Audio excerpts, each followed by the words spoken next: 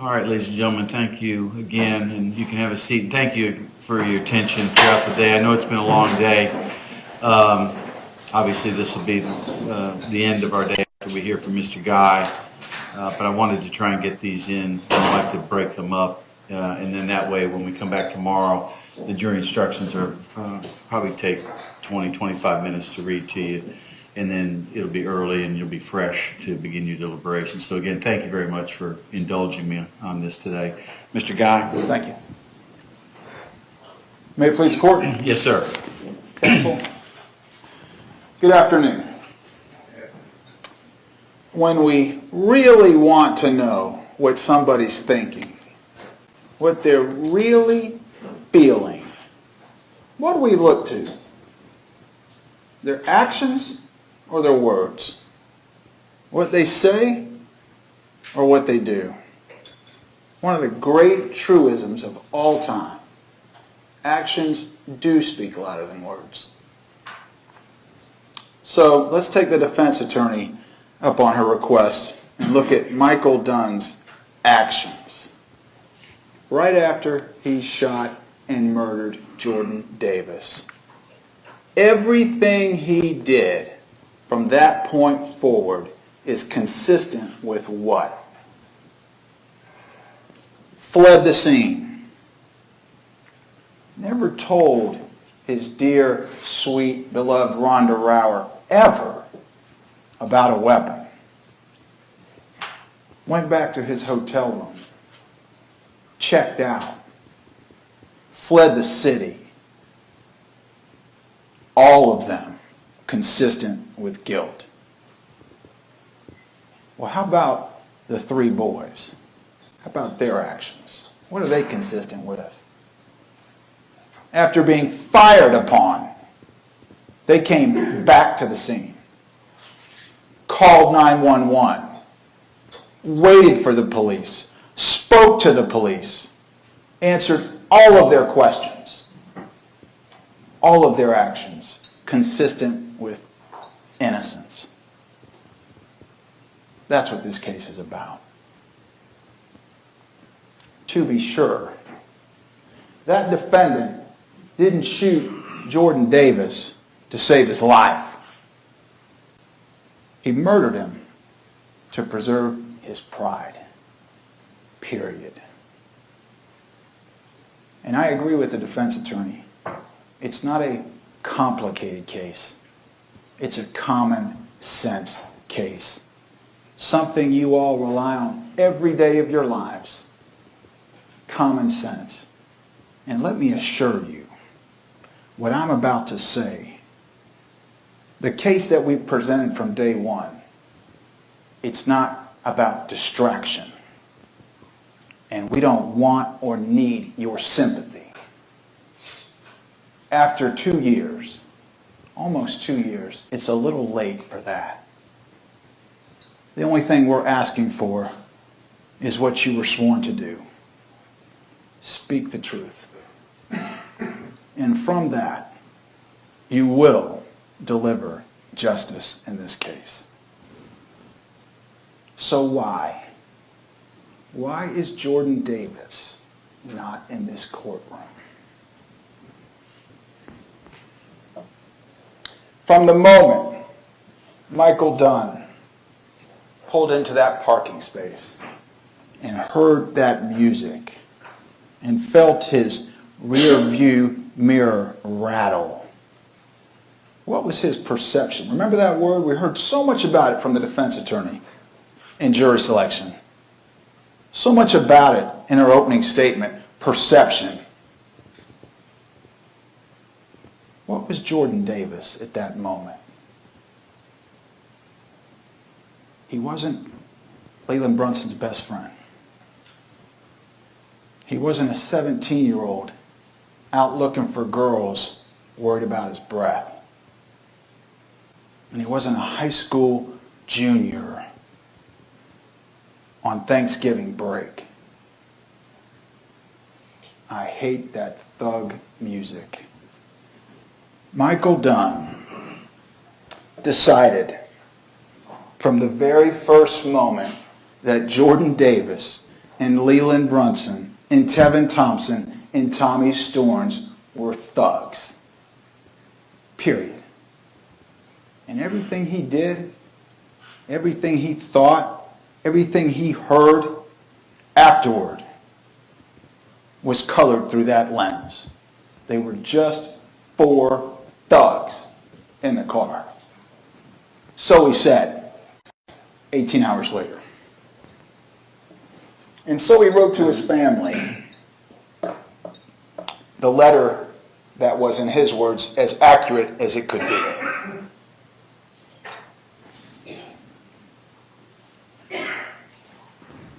But I'm going to ask you to use your common sense in this case.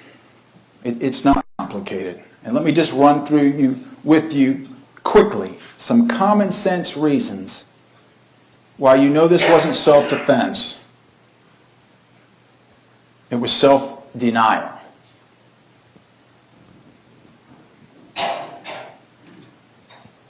You're not going to talk to me that way. Stephen Smith, very first witness, I submit to you, maybe had the most important testimony in the case. He doesn't know anybody in this case. He was just walking out of the store and he was stopped by a grown man yelling. Not yelling, "You're not going to talk to me that way," or "You're not going to kill me, you son of a bitch." Saying that, "You're not going to talk to me that way." Think about the content of that statement. If that defendant had thought for an instant that Jordan Davis had any kind of weapon at all, is that what he'd say? "You're not going to talk to me that way"? Of course not. Or is that consistent with a 45-year-old man being disrespected by a 17-year-old stranger, thug?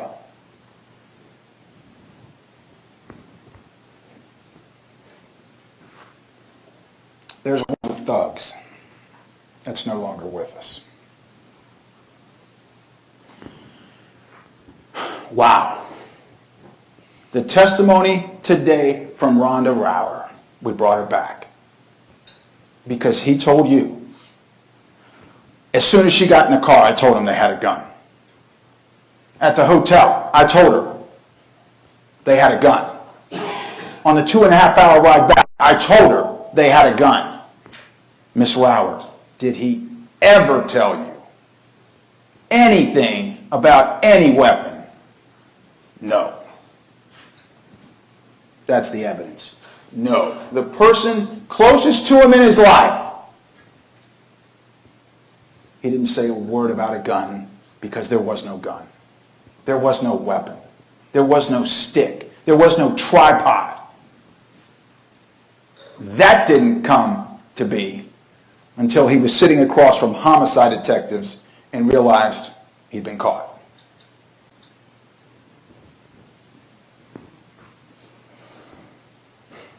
Wow. Tommy Storns, the guy on probation. Think about that for a second.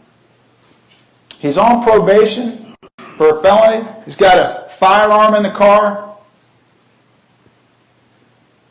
Do you think Tommy Storns would have stopped in that parking lot if there was a gun in the car? I mean, it was 7:38 in the evening. People like Alyssa and Christopher LeBlanc were coming out of the loop. People all over the place. Light, traffic. The police are coming. The police are coming. 10 shots at a gas station, the police are coming. Do you think Tommy Storns would have stopped the car in that parking lot if there was a gun in the car? Of course not. Of course not. That makes no sense. That's where he stopped the car and went back. Jordan Davis, according to the defendant, has banged a shotgun against the window, has threatened his life, said this shit is going down now, has opened the door, and is getting out. Why didn't he shoot him? Why didn't Jordan Davis shoot him if he had a gun, an intent to kill, or an intent to harm, an intent to injure? Why would he sit there and wait for him to get into the glove box, wait for him to take the holster off, wait for him to chamber around, wait for him to turn back around. Why would he do that? That makes no sense. The defendant's account defies all common sense. Why would he leave? I asked him about that today. The parking lot's lit, you're out of your car, your girlfriend's at the door, the truck's gone. They're gone. He didn't know they stopped. Why would he leave if he hadn't done something wrong? Why? That's what he left. Lights, people, help.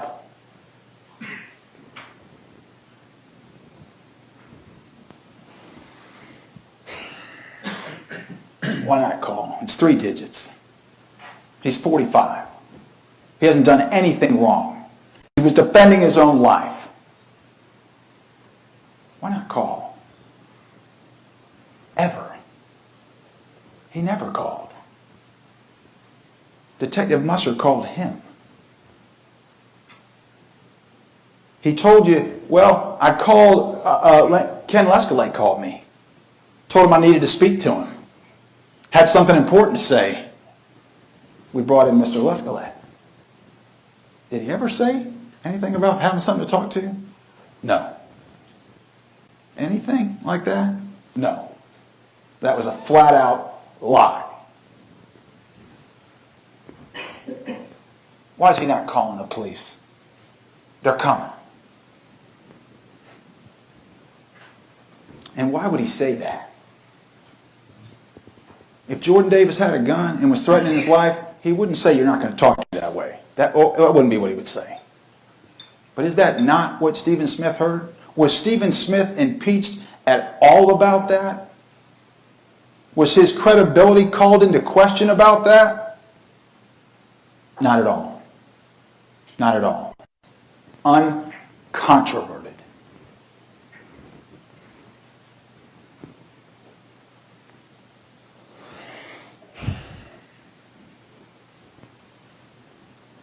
Jordan Davis, and y'all have thought about this already, the injuries to him, he wasn't outside the car. That's easy now.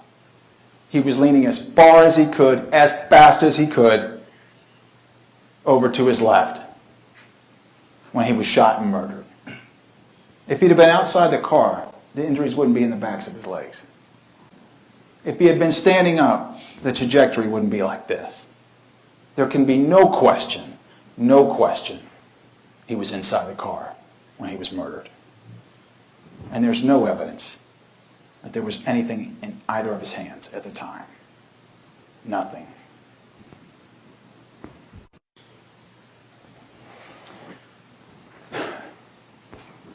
Mr. Knox made a big deal saying the door must have been open. And I kept saying to Mr. Knox, what about the injuries to Jordan Davis? He didn't address it. He ignored it. It doesn't matter. I mean, the guy's working on trajectories. He's not going to include the ending point?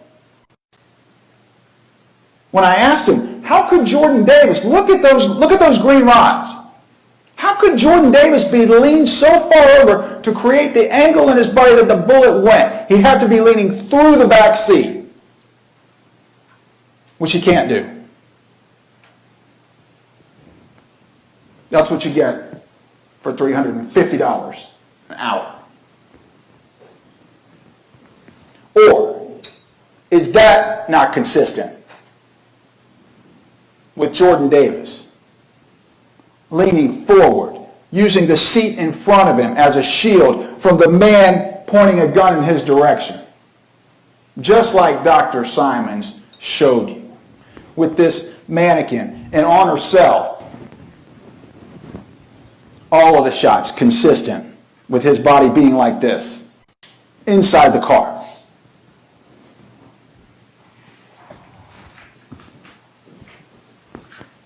They want to contrast Dr. Simons and Michael Knox. At least she considered all the evidence. She didn't ignore it.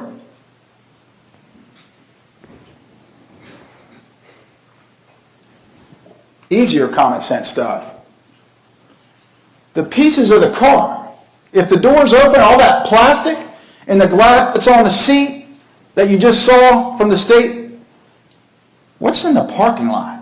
If the door's open, why is there no glass in that parking lot? Why is there no plastic in that parking lot? Why is that if the door was open? You don't have to be an accident reconstructionist or a medical examiner to figure that out.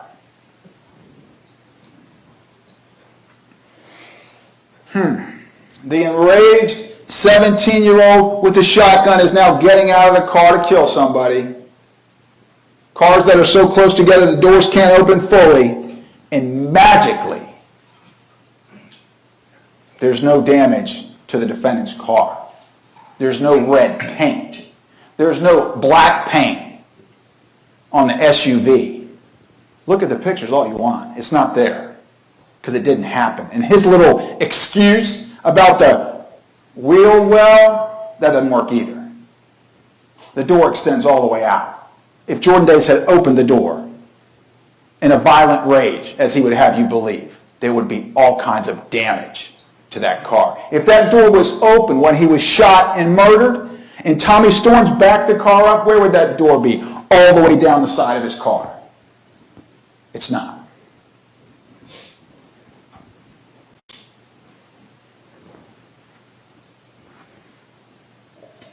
Ken Lescalet, unimpeached,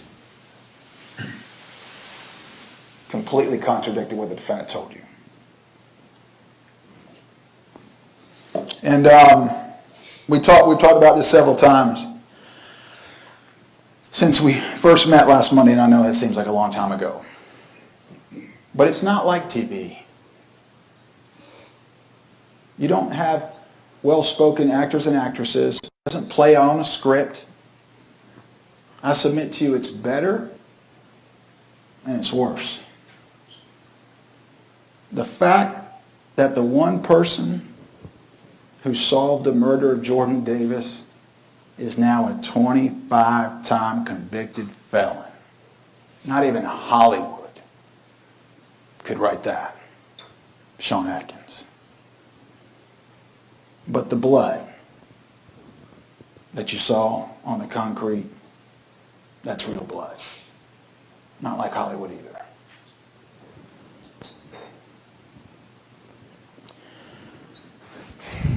There's no evidence Jordan Davis had a hat on. Well, there's some. He was with all of his stuff. Everything else he was wearing at the time. And if it's not like TV, and you wanted Tommy Storms not to be on probation, and you wanted Chris LeBlanc not to have a KBS for drive-on license suspended, consider a couple of things. Who picked the witnesses for this case? Who picked the time, the place, the consequences, the results? It wasn't us. We're not the directors of this play. Everything you saw, everything you heard was set in motion by one man. One grown man. And in real life, in TV it's over in 30 minutes, 60 minutes maybe for these shows. In real life, it's not like that. You get all kinds of evidence. Y'all probably thought I was crazy when Sukan Wharf walked in here and I had to tell you there's no DNA on the showcasing. What? Why did they bring us that? The guy said he did it. Because contrary to what the defense attorney said, I submit to you that the sheriff's office did a thorough investigation. Down to the last shell casing that was slogged. To all of those photographs. To all of the physical evidence. That does matter. That's not a distraction. That is evidence for you to consider. whether it's a big deal or a little deal, whether it's good or whether it's bad. I submit to you that a person in this country is not only entitled to a trial, they're entitled to a fair trial. All of the evidence, however insignificant to anyone. The defense said that you can't believe the boys because they're inconsistent. Well, let me suggest something to you. If they had come in here and they all told you exactly the same thing, word for word, action by action, that should give you concern. That should be reason for concern. But it's not like that. Two of them were 17, one of them was 19. They had just seen one of their friends gunned down, died in one of their arms.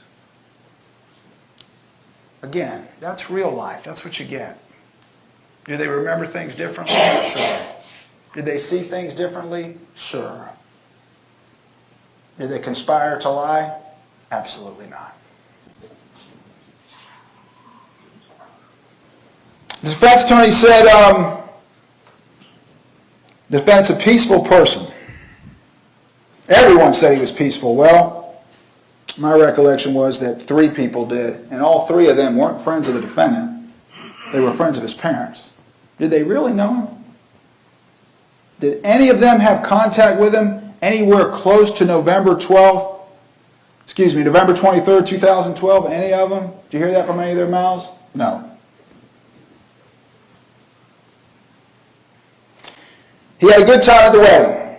Well, the murder didn't occur at the wedding. It didn't happen there. No thugs at the wedding. The shell casings are a distraction. They don't tell you anything. They don't. What was he thinking, the defendant? What was he intending when the first one ejected out of his 9mm pistol? What was he intending when the second one came out? Or the 9th? Or the 10th? He told you himself. They were all intended to do one thing. This doesn't mean anything.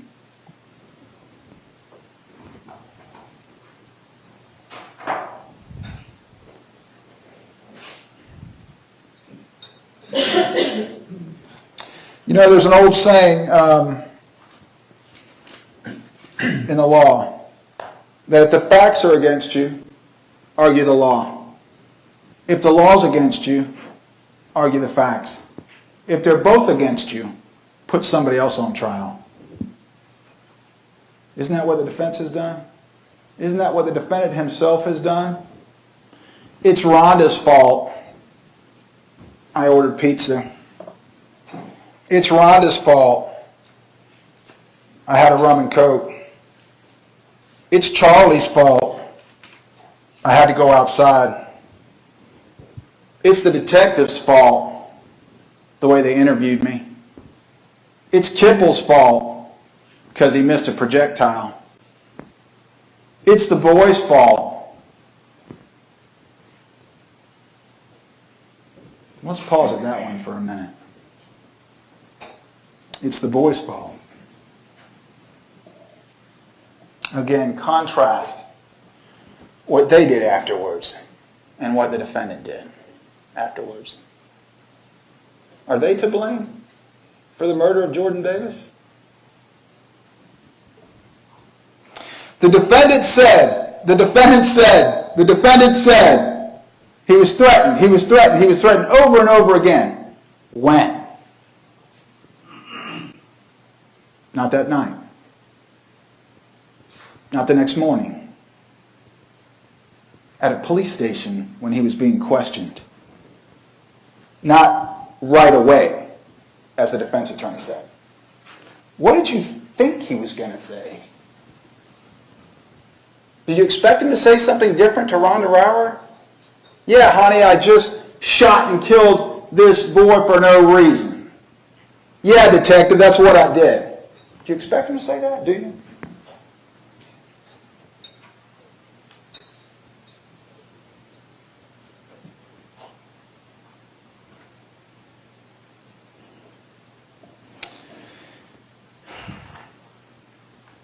The defense attorney said he had just seconds. It wasn't just seconds between the time the music was playing and he pulled in and the time he fired.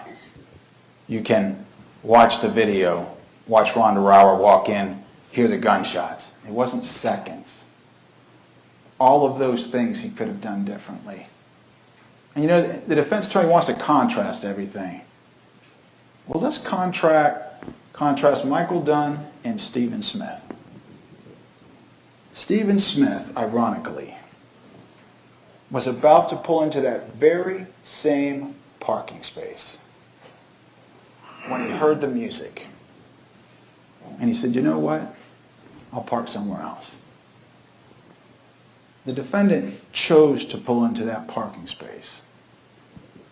And when Stephen Smith left Jordan Davis, he was talking with his friends in the backseat of a car.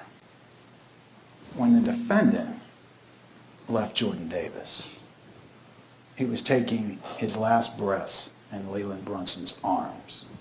How about that contrast of actions, of decisions, of choices? Jordan Davis was trying to shoot him, the defense attorney said. With what? There was no gun. There was nothing that looked like a gun ever in that car. You heard that from almost every witness but one.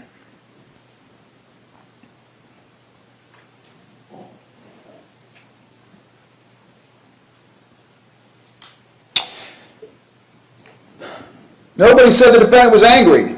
They said Jordan Davis was angry. Tevin Thompson said it. Leland Brunson said it. They don't count.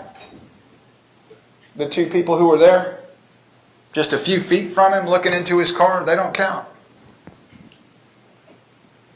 Apply the rules of evidence, or the rules that the court's going to instruct you on, to the witnesses.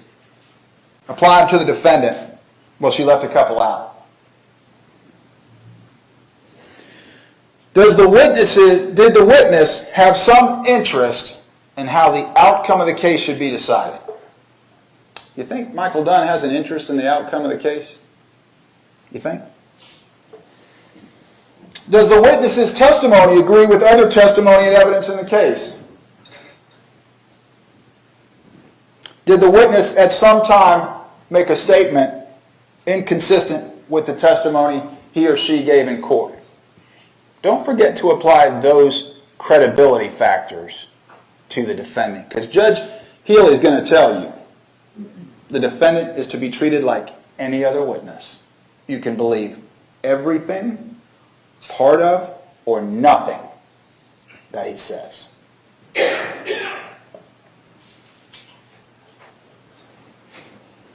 The defendant didn't hide his car when he got home. He didn't throw out the shell casings. Well, guess what?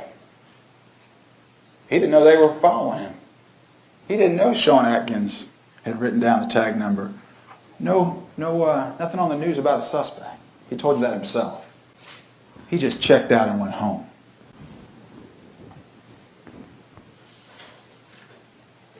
The defendant was torn by what happened.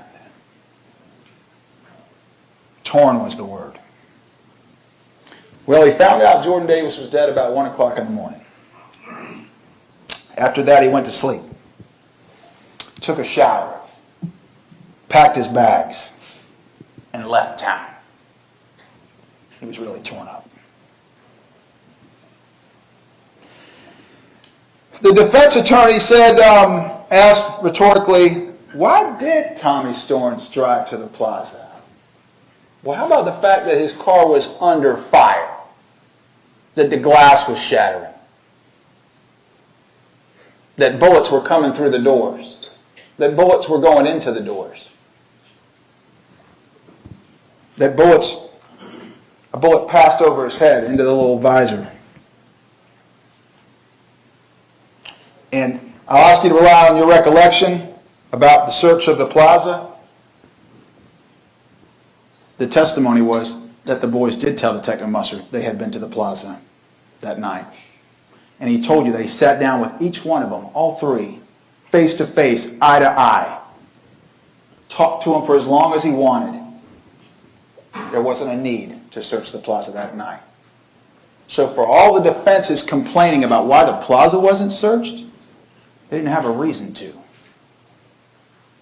Nobody ever said anything about a weapon until the defendant said it.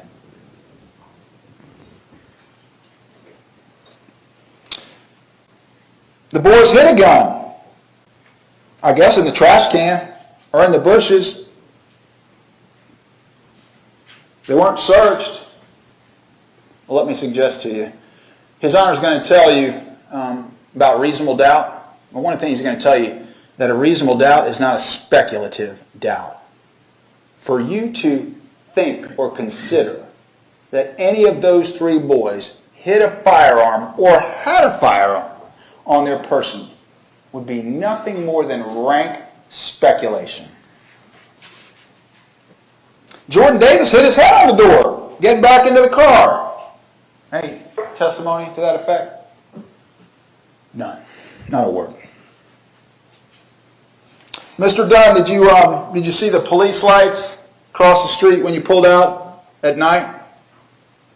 Did you see the police lights coming in the opposite direction when you drove north on Southside Boulevard? How convenient.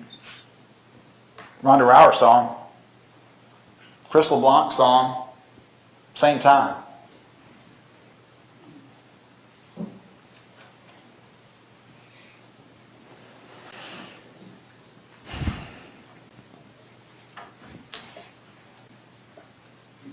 Defense attorney said in jury selection, have you ever been accused of something you didn't do? That question was asked to all of you. Have you ever been accused of something you didn't do? How about Leland Brunson, or Tevin Thompson, or Tommy Storms, or Jordan Davis? Have they not been accused of things that they didn't do in this very trial? Hold the state's feet to the fire to answer the questions that need to be answered. Like whose actions reveal innocence? Whose actions reveal guilt? Who had a gun? Who didn't? Who stayed and called 911? Who left and didn't call anyone?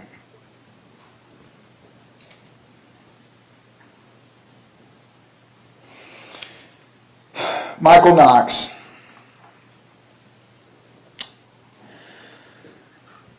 They're going to suggest to you that Dr. Simons came in here with a particular point of view, but Michael Knox did not. I submit to you that when he was contacted in this case in April of this year, his work is a study and his testimony in contradiction. He admitted that Jordan Davis's body would be inside the car when he was shot. Couldn't say if either of his feet ever hit the ground. No doubt his body's inside the car. This is what he wrote in his report. The first three shots struck the rear door as Jordan Davis was attempting to get back in the car. Where did that come from? There was no evidence he was ever outside the car, and their paid expert said as Jordan Davis was attempting to get back in the car. And she talked about people's demeanor. Did you see his demeanor when I asked him that question? Was he honest and straightforward in answering the attorney's questions? That's another factor. Mr. Knox, can you tell him which shot is first? The one to the chest, the one to the right leg, the one to the left leg? No. He wrote in his report, the first shot was to Jordan Davis' chest.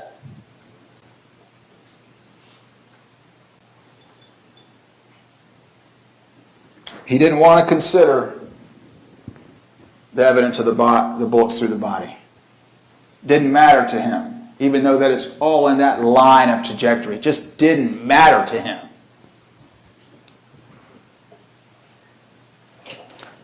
He didn't even go to the scene. His little diagram of the scene was produced from an aerial photograph. What does that tell you about their expert?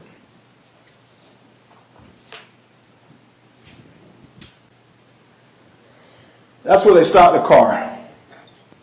In that parking lot, with all those people, all those businesses, all those lights, and Alyssa and Chris LeBlanc standing there watching it all.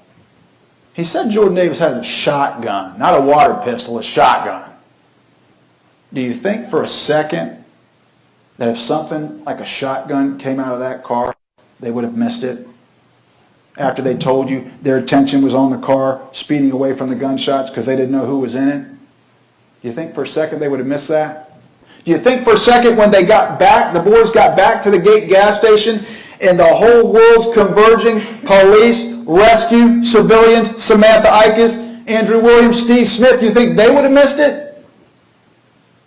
If one of those three boys got out of the car with a shotgun? Do you? Mr. Knox in his photograph, he chose the one on the left because that was his perspective. But the one on the right is the same evidence. What does that tell you about his perspective?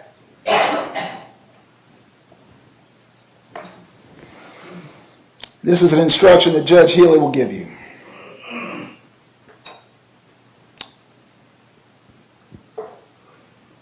Your verdict should be for the highest offense that's been proven guilty.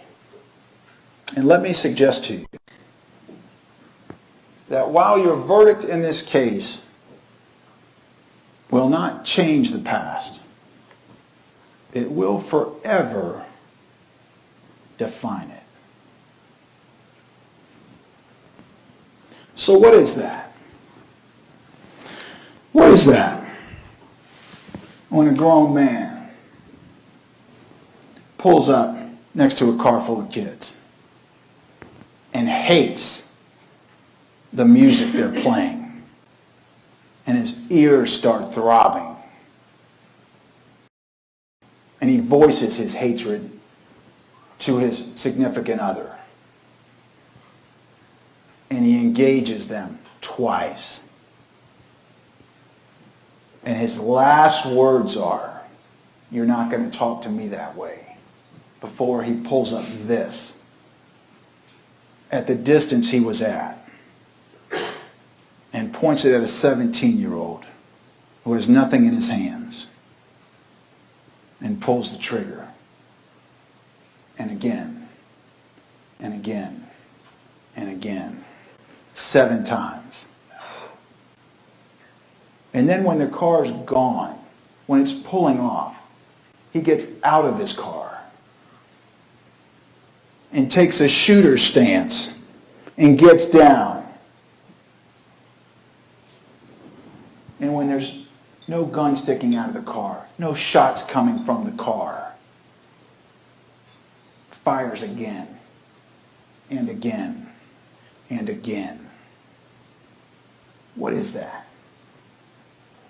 What is that under our law?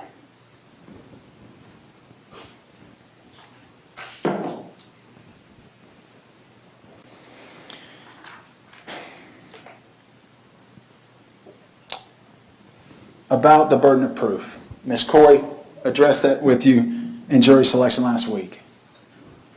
Proof beyond a reasonable doubt is just that. It's not proof beyond all doubt.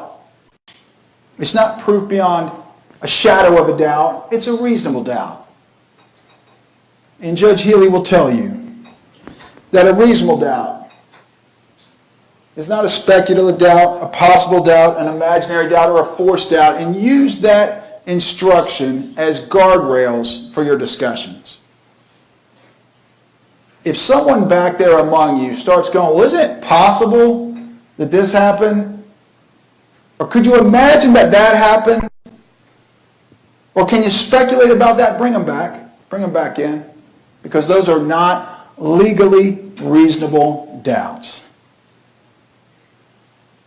And should not cause you to return a verdict of not guilty or any lesser offense. Because the doubt is not reasonable.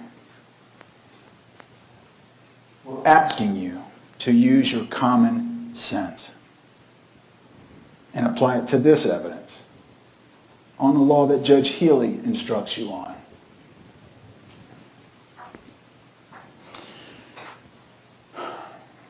I've got one more old saying for you.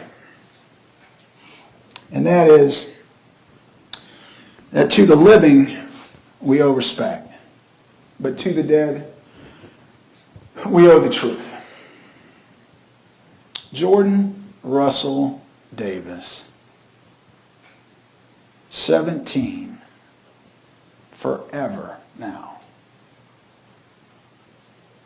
Somebody's on again, off again boyfriend. Somebody's best friend. Somebody's son.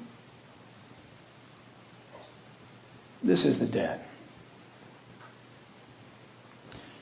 Physical evidence that cannot be refuted or explained away.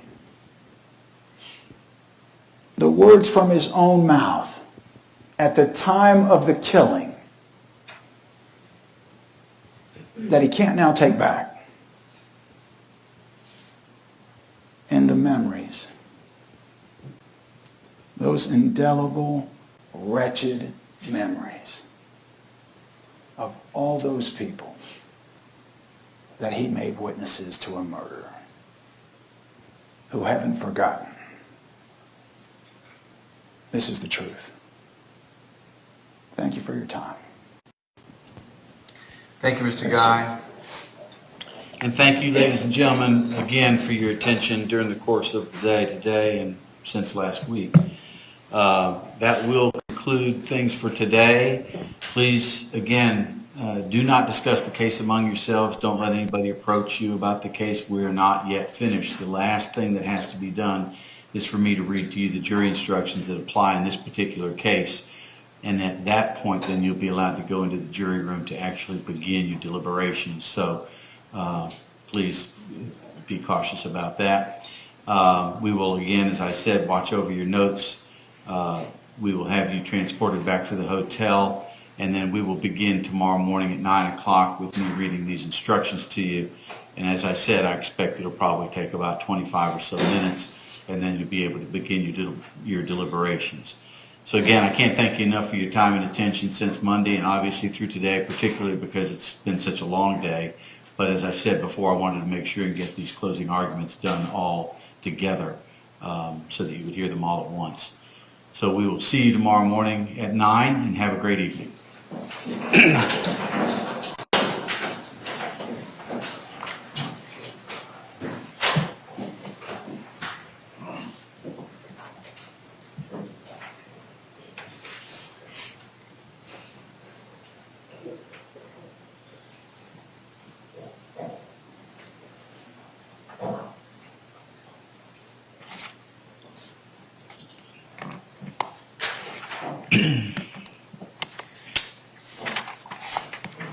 All right. We should have the final version of these jury instructions. The only thing that I had tabbed was the instruction on defendant's statements, which have been put into evidence, Mirandized statements. I don't know if you want that instruction given? Yes, sir. Okay. So, Ms. Abel, have you had a chance to look at that last version then? I have, Your Honor. Any objections? No, Your Honor. Ms. Corey? Other than the one we previously stated, no, sir, and I put verdict forms in that same packet with all copies. Actually, the one packet I got, I did not have verdict forms in it. Is there a folder? Oh, I see. Yes, sir. Yes, ma'am. I see it here. And I didn't count the verdict forms, but I think this folder is here, sir. I'm sorry? I didn't hear you. I think I counted them. Did you want a verdict form for each juror? I think I put 16 in there, so. I'll think about that. Sometimes judges pass them out just while they're doing that one instruction and then collect. Yeah, I may do that. And then just have one set go back. Yes, sir. I did not have a verdict form, but I laid one on the table. Oh, okay, sorry, just say I here. And Judge, I'm available about some more emails tonight, any changes, I'll get them done tonight and get whatever pages that you printed and recoded. Okay.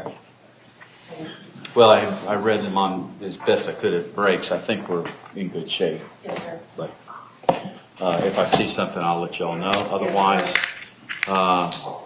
that'll be it, I guess, and we'll be in recess until tomorrow morning at 9 o'clock. Yes, sir.